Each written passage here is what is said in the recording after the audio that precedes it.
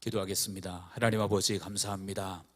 이 시간도 주께서 성령으로 임재해 주시기를 간절히 기도하고 합니다. 조금 감춰주시고 오직 하나님께서 말씀해 주셔서 그 말씀이 진리의 말씀 되게 하시고 생명의 말씀 되게 하시고 능력의 말씀 되게 하심으로 우리의 심령에 새로운 힘이 되게 하시고 삶을 이끄는 등불이 될 수 있도록 성령께서 역사하여 주옵소서. 주님, 우리 함께 하실 줄로 믿고 감사드리며 예수 그리스도의 이름으로 기도하옵나이다. 아멘. 할렐루야. 하나님의 은혜가 함께 하시기를 주의 이름으로 간절히 축원합니다. 인사하실 때 예수님 안에서 승리합시다 이렇게 인사하시기 바랍니다. 예수님 안에서 승리하시기를 주의 이름으로 축원합니다. 요한계시록 2장과 3장은 사도 요한이 당시의 소아시아의 7교회에 쓴 편지의 내용입니다.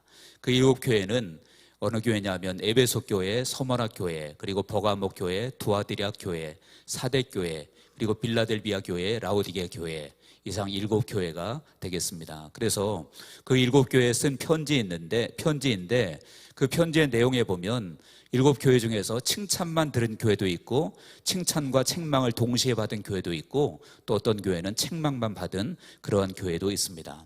칭찬만 들은 교회는 어느 교회냐면 서머나 교회와 빌라델비아 교회가 칭찬만 들었던 교회였습니다. 그리고 칭찬과 책망을 같이 받은 교회는 에베소 교회, 버가모 교회, 두아디라 교회, 이렇게 세 교회는 칭찬과 책망을 동시에 받았던 그런 교회였습니다. 그리고 책망만 받았던 두 교회가 있는데 바로 사대 교회와 라오디게아 교회, 이 두 교회는 책망만 받았던 교회였습니다. 그런데 지금 말씀드렸던 것처럼 칭찬과 책망 이런 내용들이 7교회에 공통적으로 다 들어있는데, 그런데 그 칭찬과 책망 외에 모든 교회에 공통적으로 결론적으로 마지막 그 편지의 결론 부분에 들어가 있는 내용이 있습니다. 그것이 무엇이냐면 바로 이기는 자에게 주어지는 축복이 있었다라고 하는 것입니다. 이기는 자에게 주어지는 그런 축복의 내용이 교회마다 다 이렇게 기록하고 있다라고 하는 것입니다. 먼저 여러분 에베소 교회를 보시기 바랍니다. 에베소 교회를 보니까 계시록 2장 7절 하반절에 보니까 그런 말씀이 있죠. 이기는 자에게는 내가 하나님의 낙원에 있는 생명나무의 열매를 주어 먹게 하리라. 이기는 그에게는 하나님의 낙원에 있는 생명나무의 열매를 먹게 하겠다. 에베소 교회를 향해서 그렇게 말했고요. 또 서머나 교회도 마찬가지였습니다. 2장 11절 하반절에 보니까 이기는 자는 둘째 사망의 해를 받지 아니하리라 이렇게 말씀하고 있죠. 그래서 이기는 자는 둘째 사망의 해를 받지 않는다. 또 버가모 교회도 마찬가지였습니다. 계시록 2장 17절 중간쯤에 보니까 이기는 그에게는 내가 감추었던 만나를 주고 또 흰 돌을 주겠다 이렇게 말씀하고 있죠. 또 두아디라 교회도 마찬가지입니다. 2장 26절에 보면 이기는 자와 끝까지 내 일을 지키는 그에게 만국을 다스리는 권세를 주겠다라고 말씀하고 있고요. 사대 교회도 마찬가지입니다. 3장 5절에 보니까 계시록 3장 5절에 보니까 이기는 자는 이와 같이 흰옷을 입을 것이요 이기는 자는 흰옷을 입는다. 빌라델비아 교회도 마찬가지입니다. 계시록 3장 12절에 보면 이기는 자는 내 하나님 성전의 기둥이 되게 하리니 이렇게 말씀하고 있고, 마지막 7번째 교회였던 라오디게 교회도 마찬가지였습니다. 계시록 3장 21절 이기는 그에게는 내가 내 보좌에 함께 앉게 하여 주기를 이렇게 말하고 있습니다. 그러니까 모든 교회의 편지의 마지막 결론 부분에 무엇이 있습니까? 이기는 자에게 주어지는 그러한 축복이 기록 위에 되어져 있다라고 하는 것이죠. 그렇다면 여러분 무엇입니까? 결국 신앙생활에 있어서 중요한 것이 무엇이냐 하면 이기는 신앙생활이 중요한 줄로 믿으시기 바랍니다. 특별히 당시에 그렇게 소아시아 7교회의 그렇게 이김에 대해서, 이기는 자에게 주어지는 축복에 대해서 사도 요한이 이렇게 편지를 통해서 기록한 이유는 무엇이냐면 그 당시의 상황이 바로 이기는 삶을 살기가 그렇게 녹록지 않은 상황이었다라고 하는 것을 우리가 기억해야 됩니다. 왜냐하면 당시의 상황은 이제 로마 제국에 그런 강력한 왕들이 있었어요. 네로 왕제, 도미티안 왕제, 그러한 왕들이 연속해서 왕이 되어지면서 그 당시에 있었던 그리스도인들에게 수없이 많은 핍박과 환난과 고난이 있었거든요. 그러니까 그런 가운데서 그들이 신앙을 지켜나가고 신앙생활을 이기는 신앙생활을 하기가 그렇게 쉽지는 않았던 상황이었다라고 하는 것입니다. 그래서 주님은 이 사도 요한을 통해서 그런 그들에게 그들의 힘을 응원하고 북돋아주고 이기는 삶을 살기를 원하셔서 이렇게 이 모든 교회의 결론을 이기는 삶을 살도록 주님께서 권면하신 것입니다. 그렇다면 여러분, 이것은 우리에게도 마찬가지인 줄 믿습니다. 왜냐하면 우리들도 비록 이 당시에 소아시아 7교회들처럼 그런 상황은 혹시 아닐는지 몰라도 말세를 사는 우리의 모습이 어떻습니까? 지금 이 세상의 모습이 우리가 신앙생활하기가 그렇게 녹록하지가 않잖아요. 여러 가지로 정말 물질적으로, 환경적으로, 또 영적으로 모든 면에서 신앙생활 하기가 그렇게 쉽지는 않은 삶을 우리가 살고 있는 것이 사실이라는 얘기예요. 그래서 주님께서 뭐라고 말씀하십니까? 말세에 믿는 자들을 보겠느냐라고 주님이 말씀하셨죠. 그러므로 우리가 이 말세를 사는 이때에 우리도 이기는 삶이 중요한 줄로 믿으시기를 바랍니다. 그래서 그 소아시아 7교회에 주셨던 그 말씀처럼 주님은 오늘 저와 여러분들에게 이 어려운 시기를 사는 우리들에게 이기는 삶을 살라고 말씀하고 있는 줄로 믿으시기 바랍니다. 그래서 말씀을 통해서 우리가 이기는 삶을 살아야 되는데, 그렇다면 어떻게 하는 사람이 과연 이기는 삶을 살 수가 있을까요? 오늘 본문을 통해서 이제 2장과 3장 전체 내용이 모든 결론이, 교회의 결론이 이기는 삶에 대해서 말씀하고 있다 그랬죠. 그런데 오늘 2장, 3장 전체를 다 볼 수는 없고 2장에 있는 교회들을 통해서 우리가 과연 어떻게 하는 삶이, 어떻게 하는 사람이 이기는 자의 삶을 살 수 있는지를 살펴보려고 합니다. 첫 번째는요, 먼저 우리가 그것을 알기 전에 중요한 것은 무엇이냐면 우리가 무엇과 싸워서 이겨야 되는가 하는 것입니다. 여러분, 우리의 싸움은 어디에 있을까요? 우리의 싸움은 결코 싸움의 대상은 사람이 아닌 것을 우리는 기억해야 될 줄로 믿습니다. 많은 경우에 우리가 자칫 잘못하면 사람을 싸움의 대상으로 생각합니다. 그런데 성경 분명히 말하죠. 우리의 싸움의 대상은 사람이 아니다. 사람은 그저 사랑의 대상일 뿐이고 긍휼의 대상일 뿐이지 결코 싸움의 대상이 아니라는 거예요. 그렇다면 여러분, 우리의 싸움의 대상은 무엇일까요? 첫 번째는 원수 마귀가 우리의 싸움의 대상이라고 말하고 있습니다. 우리 한번 다 같이 읽어보겠습니다. 에베소서 6장 12절을 같이 한번 읽겠습니다. 시작. 우리의 씨름은 혈과 육을 상대하는 것이 아니요 통치자들과 권세들과 이 어둠의 세상 주관자들과 하늘에 있는 악의 영들을 상대함이라.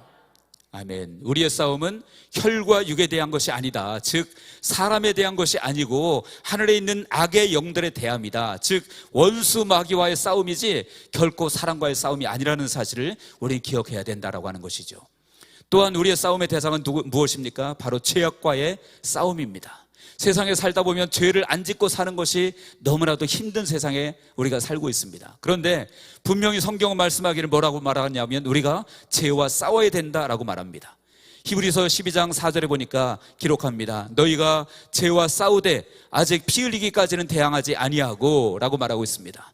너희가 죄와 싸우지만 아직까지 피 흘리기까지는 대항하지 않았다. 그 말씀은 무슨 말입니까? 죄와 싸우는데 더 심각해지면 피 흘리기까지 싸워야 되는 그런 상황이 될 수도 있다라는 것이죠. 그래서 여러분들, 우리의 싸움은 마귀와의 싸움이요, 그 다음에 죄와의 싸움인 것을 우리는 기억해야 됩니다. 그리고 또한 우리의 싸움의 대상은 무엇입니까? 불신앙적인 세상과의 싸움입니다.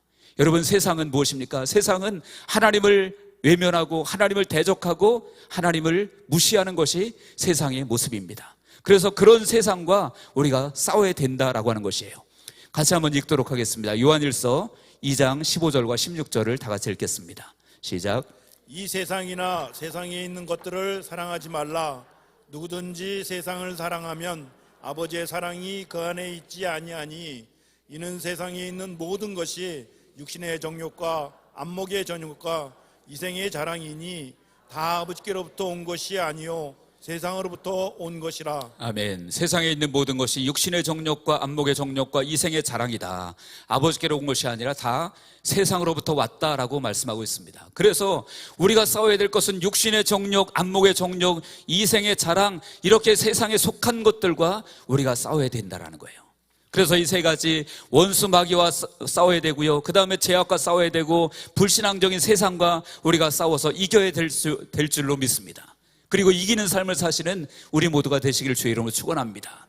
지금 이 세상이 결코 우리가 쉬운 세상이 아니에요. 신앙생활 제가 어렸을 때만 해도 정말 교회 다니면 너무 좋았어요. 좋고 그리고 세상에서 불이익이 솔직히 없었습니다. 오히려 예수 믿는 사람들도 불신자들도 칭찬하고 예수 믿는 사람들을 심지어는 결혼 대상도 예수 믿으면 그 사람은 플러스 점수를 받고 그랬어요. 그리고 직장에 들어갈 때도 예수 믿는 사람들 가산 좀 주기도 하는 그런 경우도 때때로 있었습니다. 그런데 요즘 어떻습니까? 예수 믿는 것이 세상에서 자랑거리가 될 수 없는 그런 세상이 되어져 버렸어요. 오히려 그냥 숨겨야 되고 안 믿는 척 해야 되고 그래야만 불이익도 안 받고 이런 세상이 되어져 버렸잖아요. 그런데 여러분, 이런 세상 속에서 우리는 그 세상과 싸워서 이겨야 될 줄로 믿으시기 바랍니다. 원수와의 싸워서 이겨야 되고요, 그 다음에 불신앙과 싸워서 죄악과 싸워서 이기는 삶을 사시는 우리 모두가 되시길 주님의 이름으로 축원합니다. 그래서 소아시아 7교회가 그랬던 것처럼 우리들에게도 주님께서 지금 말씀하시는 것이 너희들은 이겨야 된다. 세상과 싸워서 이겨야 되고 죄악과 싸워서 이겨야 되고 그리고 원수마귀와 싸워서 이겨야 된다라고 말씀하시는 것을 분명히 들으시고 우리가 승리의 사람이 되어지기를 주님의 이름으로 간절히 축원합니다. 그렇다면 어떤 사람이 과연 이기는 자 될 수 있을까요? 어떤 사람이 승리하는 자 될 수 있을까요? 이제 아까도 말씀드렸지만 2장에 있는 그 교회들을 통해서 어떤 사람이 이기는 자가 될 수 있는지를 몇 가지로 한번 살펴보려고 합니다. 첫 번째는 어떤 사람이냐면 사랑하는 사람이 이기는 자 될 수 있을 줄로 믿습니다. 사랑하는 사람이 이기는 자 될 수 있다는 거예요. 본문에 보면 에베소 교회가 나옵니다. 이 에베소 교회는 사실은 대단한 교회입니다. 칭찬받아 마땅한 그런 교회예요. 그래서 주님께서 그 에베소 교회를 놀랍게 칭찬하십니다. 우리 한번 같이 읽어보겠습니다. 본문 2절과 3절을 다 같이 읽겠습니다. 시작. 내가 내 행위와 수고와 내 인내를 알고 또 악한 자들을 용납하지 아니한 것과 자칭 사도라 하되 아닌 자들을 시험하여 그의 거짓된 것을 내가 드러낸 것과 또 내가 참고 내 이름을 위하여 견디고 게으르지 아니한 것을 아노라. 아멘. 여러분, 이 정도 신앙생활하기가 쉬울까요?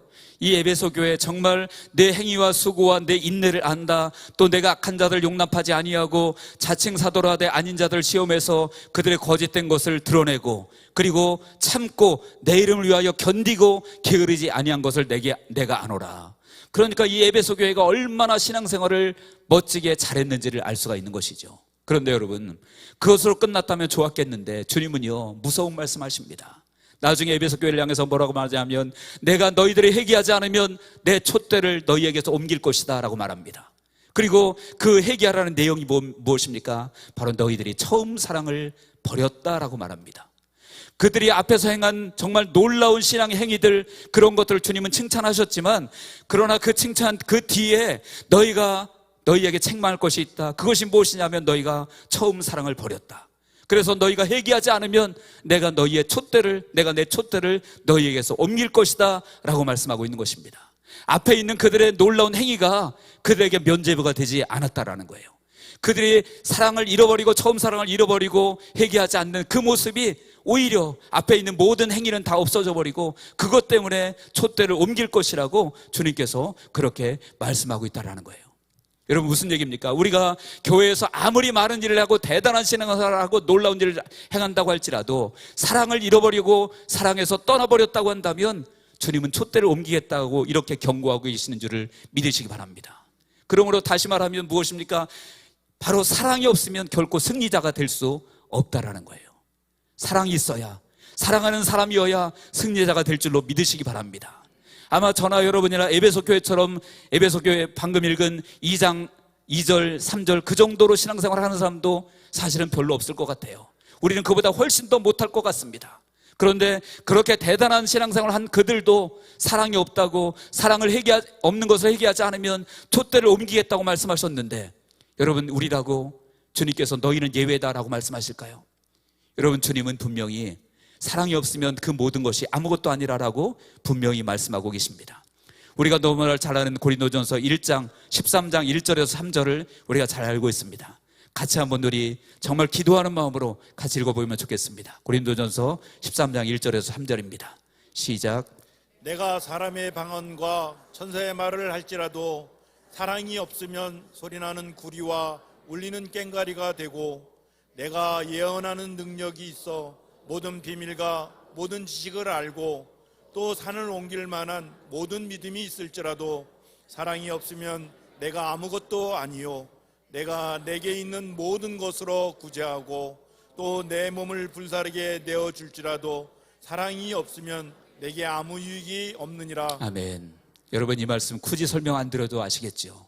우리가 무엇을 한다고 할지라도, 어떤 것을 한다고 할지라도 사랑이 없으면 아무것도 아니고, 심지어는 몸을 불사르게 내어준다고 할지라도 사랑이 없으면 아무 유익이 없다라고 말씀하고 있는 것입니다. 그래서 모든 행위가 다 있어도 그것이 사랑의 동기가 아니고 잘못된 동기라고 한다면, 사랑이 없는 그런 근본 바탕이 있다고 한다면 그것은 아무것도 아님을 우리는 기억해야 될 줄로 믿습니다. 그래서 사랑이 없는 것은 결국은 승리자가 될 수 없다라는 사실이에요. 여러분, 미움은 결코 사랑을 이길 수 없음을 기억하시기 바랍니다. 악은 결코 선을 이길 수 없음을 기억하시기 바랍니다. 왜냐하면 하나님은 사랑에 속한 분이시고 하나님은 선에 속한 분이시기 때문에 우리가 미움은 사랑을 이길 수가 없고요, 악은 선을 이길 수가 없는 것입니다. 그래서 저나 여러분이나 우리가 때때로 인간적인 감정 때문에 때로는 사랑의 마음을 잃어버릴 때도 있을지 모릅니다. 그러나 그렇다고 한다면 여러분, 분명히 주님 앞에서 지금 에베소 교회를 향해서 너희가 회개하지 아니하면 내 촛대를 옮긴다라고 말씀하신 것처럼 우리는 정말 주님 앞에서 우리의 사랑 없는 모습을 회개해야 될 줄로 믿으시기 바랍니다. 그 회개가 없이는, 사랑이 없는 모습이 회개 없이는 다른 것은 아무것도 아니라고 말씀합니다. 주님이 촛대를 옮긴다라고 말씀하시잖아요. 주님 촛대 옮기고 나서 우리가 껍데기만 가지고 살고 있은들 무슨 유익이 있겠습니까? 아무런 소용이 없는 것이죠. 그러므로 저와 여러분들 사랑으로 이기는 믿음의 백성들 되어지기를 주의 이름으로 축원합니다. 사랑이 이김을 믿으시기를 주의 이름으로 축원합니다. 두 번째로, 어떤 사람이 이기는 사람이 될 수 있을까요? 고난 중에 충성하는 사람이 이기는 자가 될 수 있습니다. 본문에 보니까 모든 교회가 고난을 받았지만 특별히 서머나 교회는 굉장히 큰 고통을 겪은 것 같습니다. 본문 2장 10절을 보니까 그렇게 말씀합니다. 서머나 교회를 향해서 그렇게 말씀하고 있습니다. 너는 장차 받을 고난을 두려워하지 말라. 볼지어다 마귀가 장차 너희 가운데서 몇 사람을 오게 던져 시험을 받게 하리니 너희가 10일 동안 환난을 받으리라 라고 말씀합니다. 그래서 이 서머나 교회가 지금까지도 환난을 받아왔고 핍박을 받아왔고 앞으로도 핍박을 받을 것이다, 환난을 받을 것이다, 이렇게 말씀하고 있는 거예요. 그리고 나서 그 다음에 뭐라고 말씀합니까? 그 다음에 말씀하시기를 그렇게 말합니다. 내가 죽도록 충성하라. 그리하면 내가 생명의 면류관을 내게 주리라. 내가 이제까지도 고난받아왔고 앞으로도 큰 고난을 받을 수 있고 환난도 받을 수 있겠지만, 그런데 그럼에도 불구하고 그 뒤에 말씀이 내가 죽도록 충성하라. 그리하면 내가 생명의 면류관을 내게 주리라 라고 말씀하고 있는 것입니다. 그래서 이기는 자가 누구입니까? 바로 고난 중에도 충성하는 자, 그런 자가 이기는 자가 될 수 있음을 믿으시기 바랍니다. 그래서 서머나 교회에게 그렇게 너희들이 어렵지만 힘들지만 그럼에도 불구하고 그 고난 중에 충성해라, 죽도록 충성해라. 그리하면 내가 생명의 면류관을 주겠다. 생명의 면류관을 주는 것뿐만 아니라 11절 하반절에는 보니까 둘째 사망을 면케할 것이라고 말씀하고 있습니다. 둘째 사망의 해를 받지 아니할 것이다. 여러분, 둘째 사망이 무엇입니까? 둘째 사망은 쉽게 말하면 지옥입니다. 지옥이 둘째 사망이에요. 요한계시록 20장 14절에 보니까 그렇게 말씀합니다. 사망과 음부도 불못에 던져지니 이것은 둘째 사망 곧 불못이라. 둘째 사망이 뭐라 그랬습니까? 불못이라 그랬잖아요. 불못이 뭐예요? 지옥이에요. 다시 말해서 고난 중에도, 어려움 중에도, 힘들고 어려워도 그때 충성하는 자는, 그런 자는 생명의 면류관을 얻게 되어지고 그 다음에 둘째 사망 지옥을 들어가지 않게 할 것이라고 주님께서 말씀하고 있는 것입니다. 여러분, 우리에게 충성은 쉬운 일이 아닙니다. 평소에도 쉬운 일이 아니지만 그래도 평소에는 나름대로 노력하면 충성할 수 있을지 몰라요. 상황이 좋을 때, 별로 어렵지 않을 때, 이럴 때 충성하는 것은 그렇게 어렵지 않을 수도 있습니다. 그러나 우리가 정말 고난받고 힘들고 환난받을 때, 그럴 때 충성한다, 사실은 쉬운 일이 아니겠죠. 결단이 필요하겠죠. 때로는 목숨을 걸 필요도 있을 수도 있습니다. 그런데 주님은 바로 그럴 때 충성해야 된다라고 말씀하고 있는 것입니다. 저 여러분들에게 이 충성이 있기를 주의 이름으로 축원합니다. 성경에 보면 고난 중에 충성을 한 사람들이 많이 나오지만 특별히 그들 중에 바울이 대표적인 예인 것 같습니다. 이 바울은요, 정말로 그 복음을 전하면서 수없이 많은 고통과 역경과 어려움을 당했지만 끝까지 그는 죽음을 각오하고서라도 자기들은 주의 사명을 하겠다라고 고백하고 있습니다. 사도행전 20장 23절 24절에 보니까 바울이 고백합니다.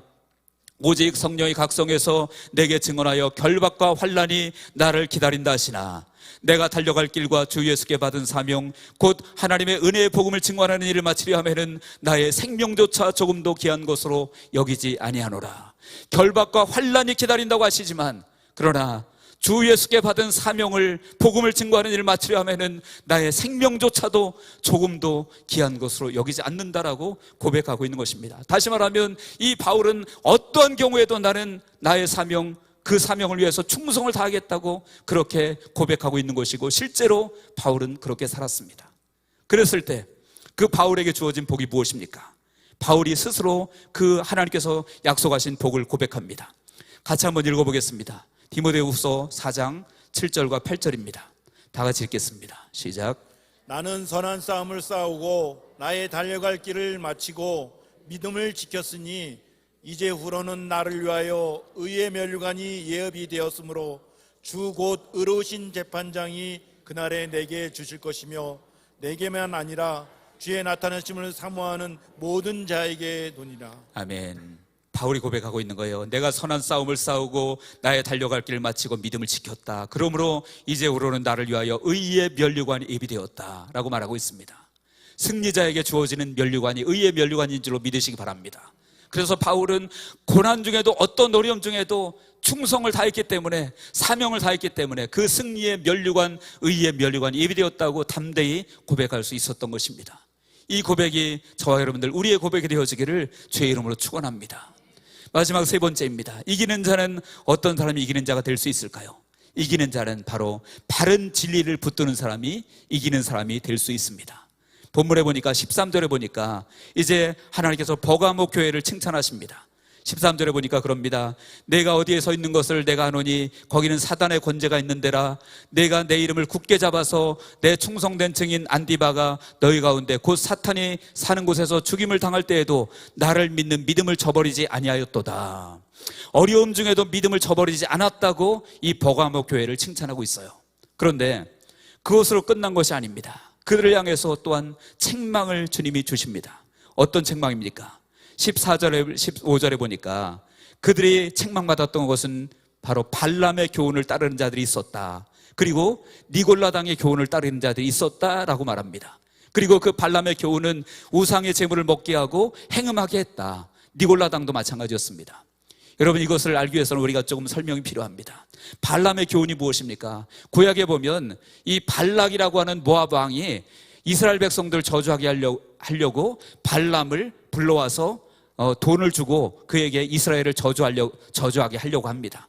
그래서 이 발람은 돈에 욕심이 나서 그 발락을 쫓아가게 되죠. 그런데 하나님께서 막으셔서 이스라엘 백성들을 저주하지 못하게 하십니다. 저주하지 못하게 하시는데 결국은 저주하지 못했지만 결국 이 발람이라고 하는 사람은 나중에 결국 모략을 꾸며서 이스라엘 백성들로 하여금 죄를 짓게 만들고 잘못되게 만듭니다. 그 내용이 어떤 내용이냐면 우리가 같이 한번 읽어보겠습니다. 민수기 25장 1절에서 3절입니다. 다 같이 읽겠습니다. 시작. 이스라엘이 시딤에 머물러 있더니 그 백성이 모압 여자들과 음행하기를 시작하니라. 그 여자들이 자기신들에게 제사할 때에 이스라엘 백성을 청하매 백성이 먹고 그들의 신들에게 절함으로 이스라엘이 바알브엘에게 가담한지라. 여호와께서 이스라엘에게 진노하시니라. 아멘.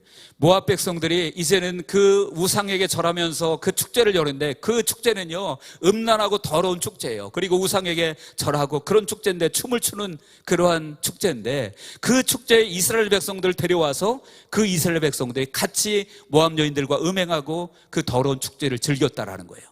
그런데 그것이 어떻게 그렇게 되어졌냐면 그 꾀를 누가 낸 거냐면 바로 발람이라고 하는 사람이 그 꾀를 냈다는 거예요. 그 내용이 민수기 31장 16절에 나와 있습니다. 거기에 보니까 보라, 이들이 발람의 꾀를 따라 이스라엘의 자손을 부올의 사건에서 여호와 앞에 범죄하게 하여 여호와의 회중 앞에서 연병이 일어나게 하였느니라. 이 모압 사람들의 그 잘못된 우상의 축제에 이스라엘 백성들을 끌어들여서 잘못된 것에 빠지게 한 사람이 누구냐? 바로 발람이라고 하는 사람이 꾀를 내어서 그렇게 했다라는 거죠. 앞에서 비록 이제 이스라엘 백성들을 저주하지는 하나님께서 막으셔서 저주하지는 못하게 하셨지만 그가 그래도 끝내 미련을 버리지 못하고 그 돈 때문에 결국 모략을 꾀를 내서 이스라엘 백성들이 모압의 우상에 참여하게 되고 거기서 음행하고 더러운 그런 죄에 빠지게 했다라는 거예요. 그런데 여러분, 이것이 지금 어디에 있었다는 얘기입니까? 바로 버가목 교회 안에서 벌어지고 있었다라는 거예요. 오늘 본문에 있는 버가목 교회 안에서. 그리고 또 니골라당의 교훈이라고 말하고 있는데 그것도 마찬가지입니다.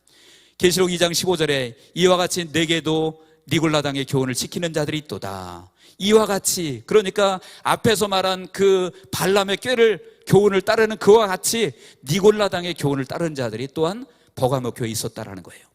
여러분, 그렇다면 어떻게 이렇게 우상의 제물을 먹고 그 다음에 음행하고 이런 일들이 다른 곳이 아니라 교회 안에서, 버가목 교회 안에서 그것을 따르는 자들이 어떻게 있을 수가 있겠습니까? 이건 너무 이상하잖아요. 교회 안에서 어떻게 음행하고 우상의 제물을 먹고 그것을, 그 교훈을, 발람의 교훈을 따르고 니골라당의 교훈을 따르는 자들이 어떻게 그것이 교회 안에서 있을 수가 있을까요?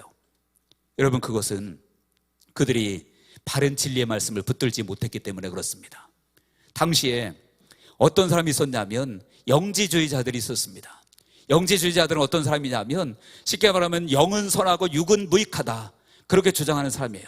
그래서 육신은 어차피 더럽고 무익한 거기 때문에 육신으로는 어떤 짓을 해도 아무 상관이 없다라고 말하는 사람들입니다. 다시 말해서 영은 깨끗하니까, 영은 영적으로 구원받았기 때문에 육신은 더러운 것이기 때문에 육은 무슨 짓을 해도 상관없다, 이렇게 말하는 영지주의자들이 있었다라는 거예요. 그러니까 너희들이 음행을 하든 이방인의 그 우상의 제물을 먹든 그런 것들이 아무것도 문제가 안 된다, 이렇게 가르치는 영지주의자들이 있었다라는 거예요. 그 사람들이 누구냐? 바로 발람의 교훈을 따르는 사람이요, 그 다음에 니골라당의 교훈을 따르는 그 사람들이었다라고 하는 것입니다. 그러니까 교회 안에서 죄를 지어도, 음행을 해도, 우상의 제물을 먹어도 아무런 그들은 죄의식도 없이 그것을 따르는 사람들이 있었다라는 것이죠. 무슨 얘기입니까? 그들은 바른 진리의 말씀을 따르는 것이 아니라 오히려 잘못된 교훈을 따라서 그렇게 죄 가운데 빠져서 그렇게 살았던 그런 사람들이었던 것입니다. 두아드리아 교회도 마찬가지였습니다. 지금 방금 이제 버가목 교회를 말씀드렸지만 두아드리아 교회도 마찬가지예요. 20절에 보면 두아드리아 교회도 책망할 것이 있었다. 그런데 거짓 선지자 여자 이세벨을 용납했다라고 말합니다. 그리고 그 이세벨이 내 종들을 깨워서 행음하게 하고 우상의 제물을 먹게 했다. 앞에 발람의 꾀를 따르는 사람들, 니골라당의 교훈을 따르는 사람들과 똑같은 얘기죠. 이세벨을 따르는 사람이 있었는데 그들도 역시 행음하게 하고 우상의 제물을 먹게 했다. 구약의 여러분, 이세벨은 누굽니까? 바로 아방의 아내였죠. 그런데 그 아방의 아내 이세벨은 여러분 바알의 사람이었어요. 바알을 섬기는 그런 사람이었다라는 거예요. 열왕기상 16장 31절에 보니까 느밧의 아들 여로보암의 죄를 따라 행하는 것을 오히려 가볍게 여기며 시돈 사람의 왕 엣바알의 딸 이세벨을 아내로 삼고 가서 바알을 섬겨 예배하고 라고 말하고 있습니다. 그러니까 이세벨은요, 바알을 섬기는 사람이었고 그 우상을 그대로 이스라엘에 가지고 들어와서 이스라엘로 하여금 죄를 짓게 한 사람이 바로 이세벨이었습니다. 그런데 두아드리아 교회에 그것을 따르는 사람들이 있었다라는 것이죠. 그러므로 이 버가목 교회, 두아드리아 교회 다 무엇입니까? 진리의 말씀을 따르는 것이 아니라 잘못된 교훈을 따르고 잘못된 것을 따라서 죄짓고 그렇게 방탕하게 살아도 아무 문제의식 없이 그렇게 살았던 사람들. 그러니까 그들은 어떻게 됩니까? 결국은 승리자가 될 수 없고 패배자가 될 수 없는 것입니다. 여러분, 그래서 주님께서 그런 그들에게 자신을 뭐라고 소개하십니까? 12절에 보니까, 끝에 보니까 좌우에 날선 검을 가지신 이가 이르시되, 좌우에 날선 검, 그것은 무엇을 말합니까? 바로 주님의 말씀을 말하는 거예요. 16절에도 그랬어요. 그래서 끝에 보니까 내 입에 검으로 그들과 싸우리다. 내 입에 검, 즉 주님의 말씀. 다시 말하면 그들의 거짓 교훈을 상대해서 내 진리의 말씀으로 너희와 싸우겠다라고 말씀하고 있는 거예요. 그러므로 여러분들, 우리가 붙들어야 될 것이 무엇이겠습니까? 우리는 오직 진리의 말씀을 붙들고 승리하시기를 주의 이름으로 축원합니다. 에베소서 6장 17절에 그랬습니다. 구원의 투구와 성령의 검 곧 하나님의 말씀을 가지라 라고 말씀하고 있어요. 그래서 이 진리의 말씀을 굳건하게 붙들고 있을 때 우리가 승리자가 될 수 있다고 하는 사실입니다. 이제 말씀을 맺으려고 합니다. 사랑하는 성도 여러분, 서두에도 말씀드렸지만 지금 우리가 세상을 살기가 결코 녹록한 세상이 아닌 것 같습니다. 특별히 정말로 믿음을 지키고 이기는 삶을 사는 것이 결코 쉬운 시대가 아닌 것 같습니다. 그렇기 때문에 주님께서는 이제 소아시아의 7교회에 말씀하셨듯이 오늘 우리에게도 말씀하시고 있는 줄로 믿습니다. 너희는 이기는 사람이 되어져야 된다. 여러분, 세상과 싸워서 이기시기를 주의 이름으로 축원합니다. 죄와 싸워서, 원수와 싸워서 이기는 자가 되어지기를 주의 이름으로 축원합니다. 그러기 위해서는 우리가 사랑하는 자가 되어져야 됩니다. 사랑해야 이길 수가 있고요, 그 다음에 고난 중에도 충성해야 우리가 이길 수 있다고 말씀드렸습니다. 그리고 바른 진리의 말씀 붙들고 나아갈 때 우리가 이기는 자가 될 수 있음을 믿습니다. 그래서 우리 항문교회 모든 성도님들은 이 어려운 시대를 사는 이때에 우리가 정말 사랑으로, 그리고 충성함으로, 그리고 진리의 말씀 붙들고 삶으로 언제든지 승리자로 사는 우리 모두가 되어지기를 주님의 이름으로 간절히 축원합니다. 기도하겠습니다. 하나님 아버지, 말세 믿는 자들을 보겠느냐 주님 말씀하셨습니다. 하나님, 우리가 세상을 살면서 세상을, 죄악을, 원수를 이기지 못할 때가 참 많이 있음을 고백합니다. 하나님, 다시 한번 우리에게 힘을 주셔서 우리가 사랑으로 세상을 이기게 하시고 진리의 말씀으로 이기게 하시고 어떤 경우에도 충성함으로 아버지 이기는 삶을 살아갈 수 있는 저희들이 다 될 수 있도록 성령께서 역사하여 주옵소서. 하나님, 우리 모두 함께 하실 줄로 믿고 감사드리며 예수 그리스도 이름으로 기도하옵나이다. 아멘.